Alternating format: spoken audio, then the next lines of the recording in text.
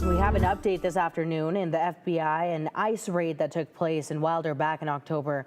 Attorneys working with some of the detainees now say that dozens of people have now been released, while others have already been deported back to their countries. It's been 2 months since an FBI and ICE raid in Wilder tied to an alleged illegal gambling operation.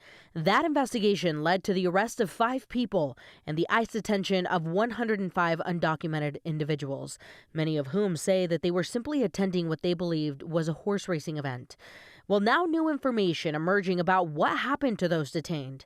Immigration attorney Nikki Ramirez estimates that about 75 people have been officially deported following the raid. There are some concerns that there's some people who still haven't even been removed, that are assigned voluntary departures or were slated for removal that may still be in the country. And after speaking with multiple immigration attorneys across Idaho, we've learned that 26 people have officially been released, 25 coming from clients of Ramirez Smith Law.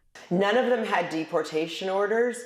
I would say almost all of them had no criminal history. There may have been a couple that had fairly minor criminal histories, but none of the charges that I've discussed or significant criminal histories, and certainly no felonies. Those releases happened through habeas corpus petitions, meaning judges reviewed each case individually and ordered release based on the circumstances of that person's detention. We've had to file habeas petitions, which is challenging the government for unlawful detention on every single individual that is detained. How were you able to prove that the detention was unlawful?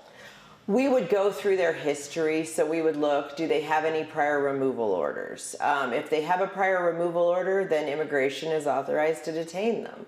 If they have a history of drug charges, then likely immigration would be authorized to detain them. But that doesn't mean the 26 released can remain in the United States. Them being released means that they were provided due process, and the government can't just detain them for years while they wait on a hearing. Ramirez says many of those detained were already in the legal process, but long government backlogs left them unprotected.